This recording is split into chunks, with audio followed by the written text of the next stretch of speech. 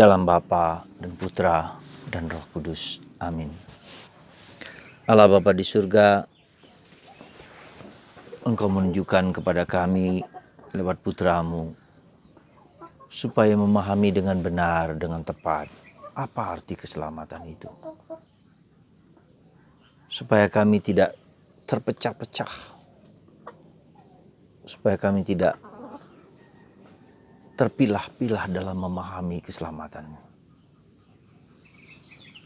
Supaya kami juga tidak putus asa kalau kami sedang menghadapi penderitaan dan salib.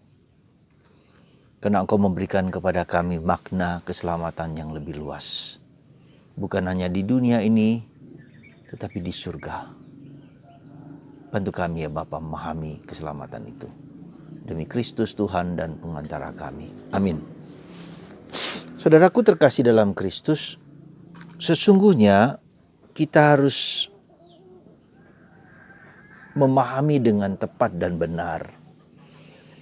Seperti kata Paulus, supaya kita memahami pengertian yang benar tentang keselamatan. Artinya apa? Kita tidak mudah jatuh kepada sisi-sisi yang satu sisi, dua sisi, tapi memahami secara holistik. Dan hari ini Injil mengajak kita untuk mengerti itu dengan benar. Maksudnya apa?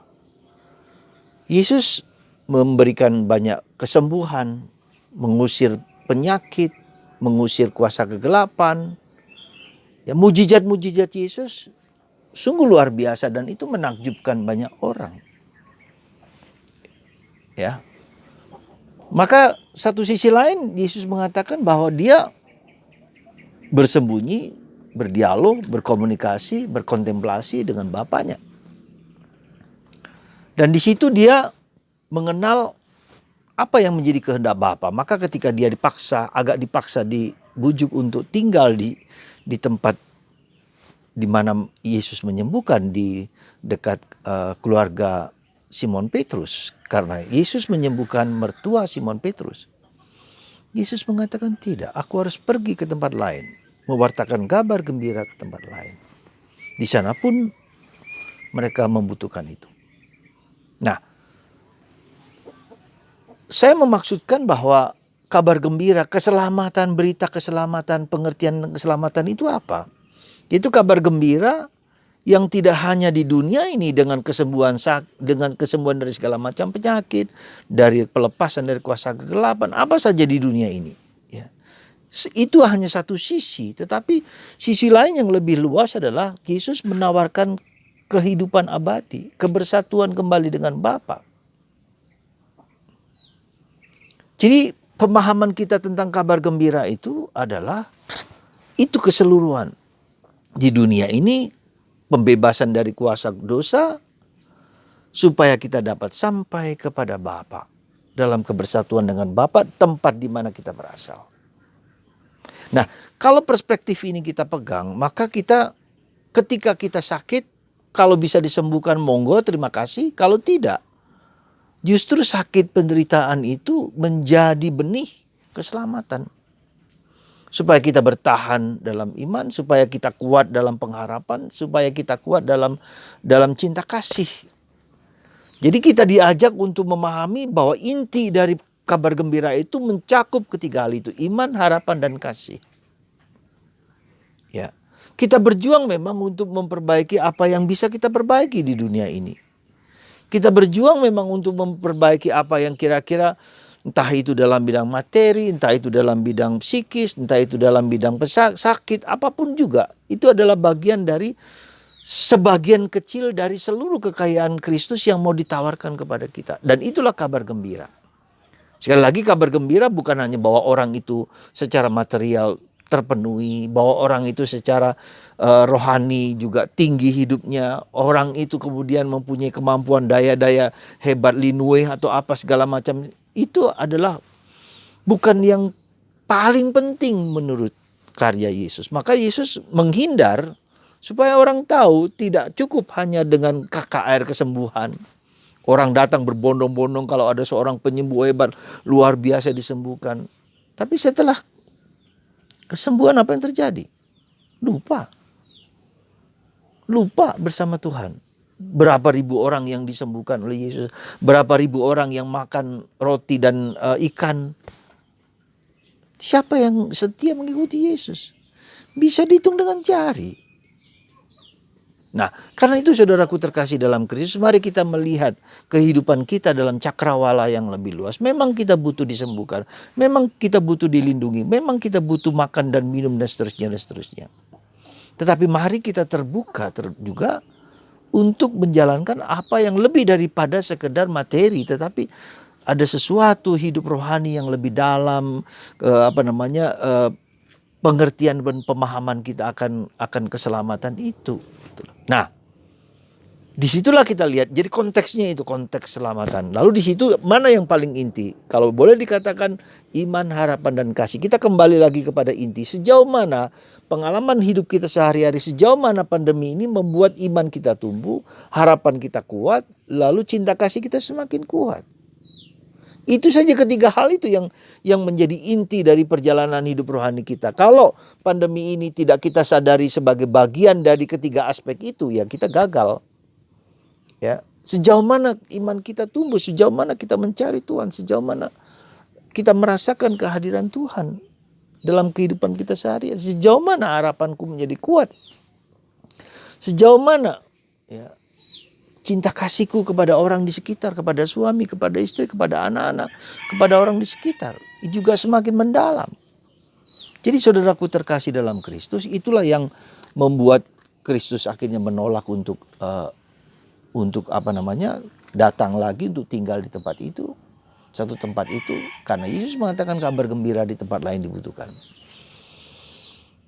Saudaraku yang terkasih dalam Kristus, mari kita menghayatinya, iman, harapan, dan kasih. Dan satu aspek penting lagi yang tidak boleh kita lupakan adalah keheningan. Sesibuk-sibuk apa kita, ya, sepaling sibuk kita, mari kita mencoba meluangkan waktu minimal 15 menit. Dan itu yang diminta oleh Bunda Maria ketika dalam penampakan di Fatima. Kita meluangkan waktu 15 menit untuk duduk diam dan hening dan sunyi. Romo, sulit sekali Romo. Pikiran saya kemana-mana, melantur kemana-mana. Benar. Tidak mudah memang. Maka kita butuh rahmat Tuhan. Bantu aku dengan rahmat-Mu, aku bisa hening, bisa diam, bisa mengenali kehendak-Mu yang terbaik. Nah, demikian juga yang kedua. Kenapa kita tidak mudah untuk hening dan diam? Karena batin kita sedang dalam bukan batin yang murni, bukan batin yang suci, ada banyak kebutuhan, ada banyak luka, ada banyak keinginan, ada banyak kerapuan. Dan kalau kita terluka, kalau kita punya luka batin itu membuat kebutuhan kita semakin banyak gitu loh, menyebar kemana-mana. Ya, kita gelisah, kita takut, kita cemas, kita macam-macam.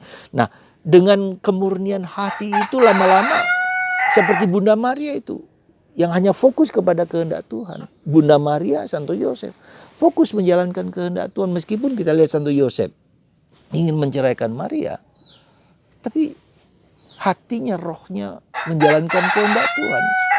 Kita lebih seperti Santo Yosef gitu loh, daripada dalam tanda petik seperti Bunda Maria. Memang tetap, tapi kemurnian hati kita adalah lebih cenderung untuk berpikir sendiri, merenung sendiri, lalu kita berani mengambil keputusan sendiri. Ya. Kita lupa bahwa Tuhan juga bekerja. Kita persembahkan keinginan, kerinduan, kekacauan, kegelisahan, sakit kita kepada Tuhan. Kalau Tuhan menyembuhkan, terima kasih. Kalau Tuhan tidak menyembuhkan, lebih berterima kasih. Bisakah kita seperti itu? Dan itu bukan yang mudah.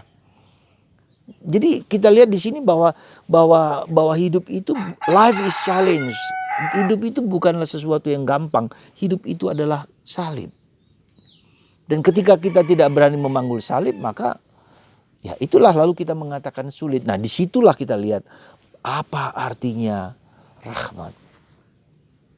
Dalam kesulitan kita, dalam penderitaan kita, dalam masalah salib kita, siapakah aku ini?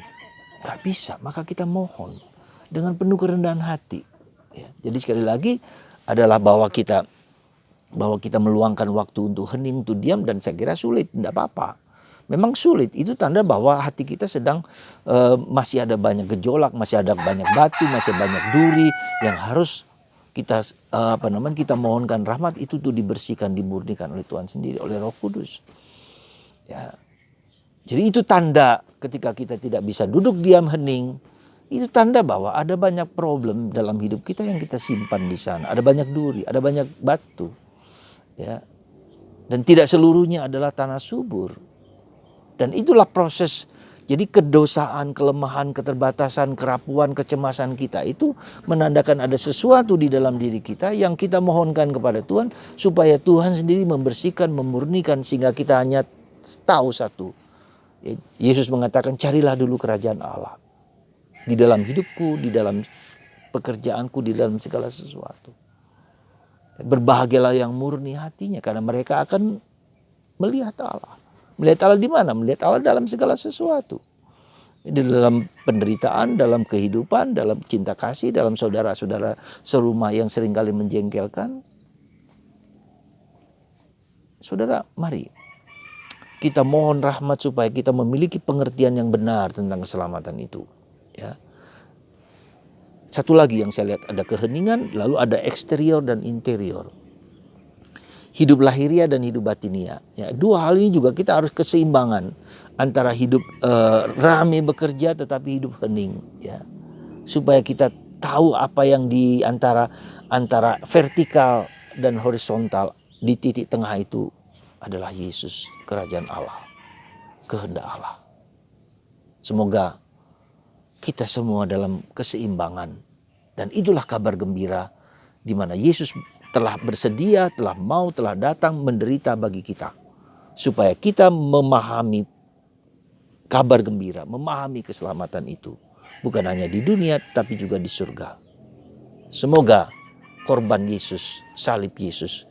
Dan Teresa Avila mengatakan bahwa panggilan kita satu-satunya adalah ikut serta dalam korban memanggul salib Yesus. Dimanapun, kapanpun. Semoga kita memahami dan mendapatkan pencerahan ini. Berkat Tuhan atas Anda semua. Semoga mata hati kita dibuka oleh kuasa kasih-Nya yang melimpah dan Roh Kudus. Tuhan memberkati Anda dalam nama Bapa dan Putra dan Roh Kudus. Amin.